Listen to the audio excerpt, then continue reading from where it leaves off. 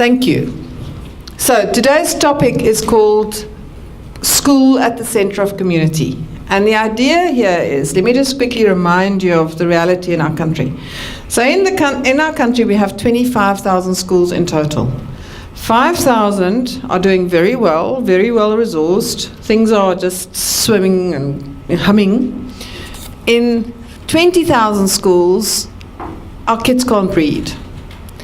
And that's not just because, there's no one reason why that's the case. There are many, many, many reasons. But one of the reasons why the 5,000 schools do so well is because they have very actively engaged and well-resourced school governing bodies and school and supportive communities.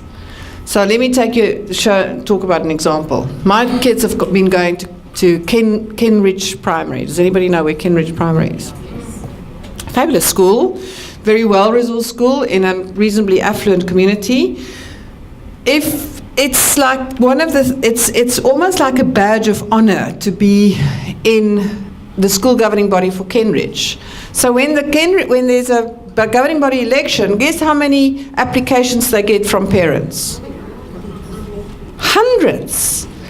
Because every parent wants to be on the school governing body of Kenridge.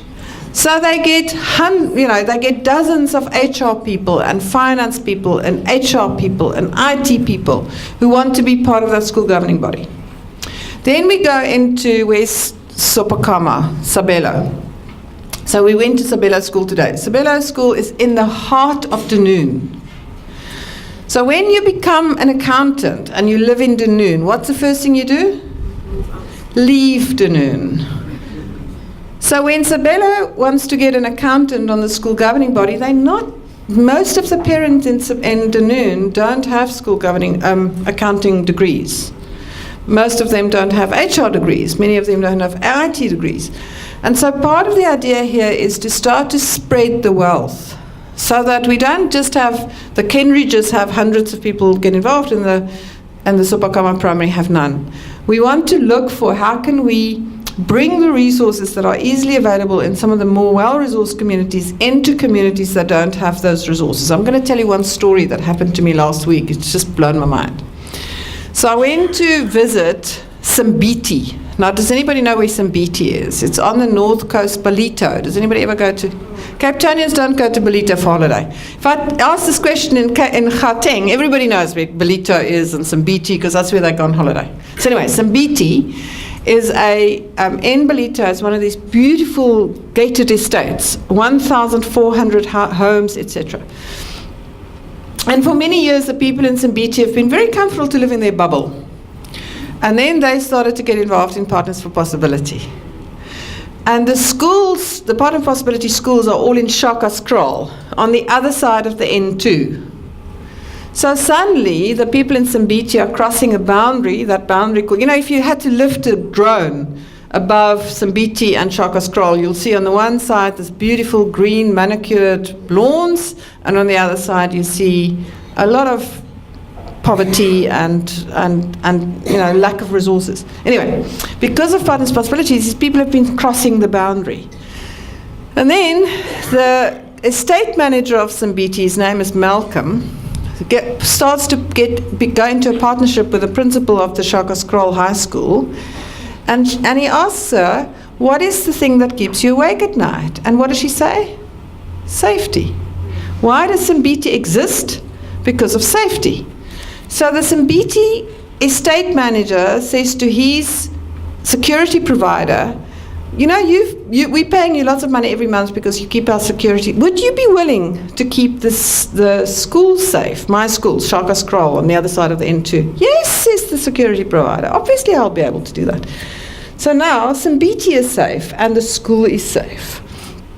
And that's how we're going to fix our country, is if we start to share the wealth in Simbiti, which might be as simple as security, or HR knowledge, or IT knowledge, or today I went to Sopakama, and Sabelo took us, we were looking for a place to do an interview, and Sabelo took us in this beautiful hall, and in the hall there were probably about, 15 women whose children, most of them, are at Alcana primary, and Elkanah is one of these well-resourced schools.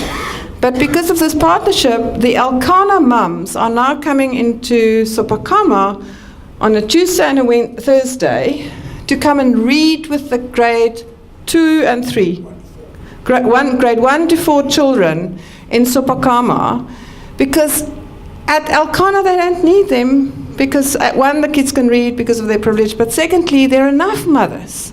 So now Elkanah are sharing their wealth with Sabelo, and they're crossing a boundary. And in crossing the boundary, the mothers of Elkanah have a whole new story about what goes on in Dunoon. In the old days, they said, oh, you know, those people in Dunoon. So now they go, they're my community, those people in Dunoon. You dare say anything about them. So for me, so the idea of school at the centre of community is both around how do I tap into my local community where I am in Dunoon, because we're not going to let Sabelo off the hook. He has a responsibility to mobilize the local Dunoon community around the school. And how do we tap into the wealth that's outside of Dunoon?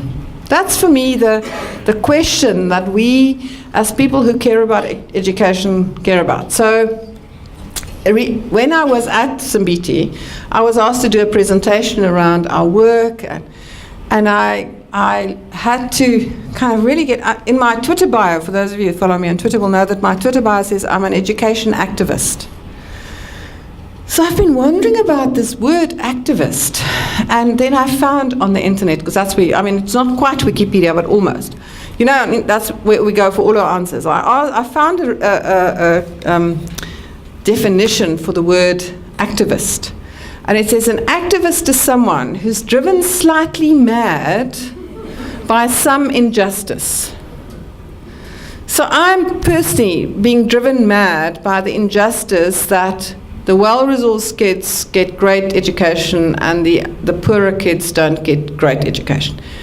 Is there anybody else who's angry about that? Anybody else who's being driven slightly mad by that? Now, you might be sitting here because you're driven slightly mad by something else. But you might be driven slightly mad by the fact that our grade 3 kids can't read. But I want to be in that's why I don't do HR in corporates anymore. Because, you know, most of those people don't care. The people in this room care deeply. They care every day. They confronted every day with the injustices. And so that's why this conversation is so important. Peter Block says, you change the world one room and one conversation at a time, and then we get to ask ourselves, which one? The one I'm in right now.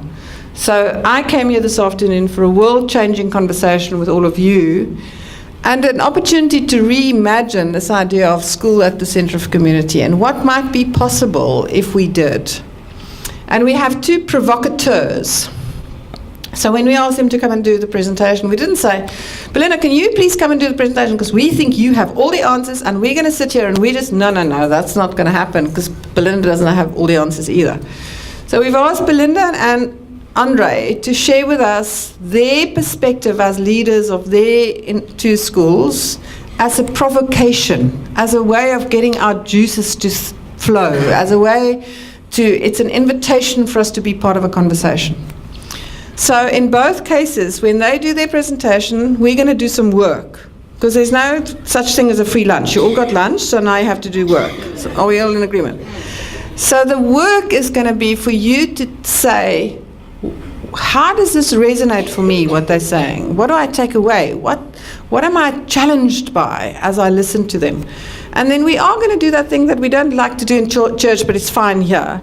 We are going to ask you to just, after Belinda's presentation, to turn to 2 or 3 people and say, what have I taken away out of what they said? So that we don't have this one-way process. Are we all happy with that?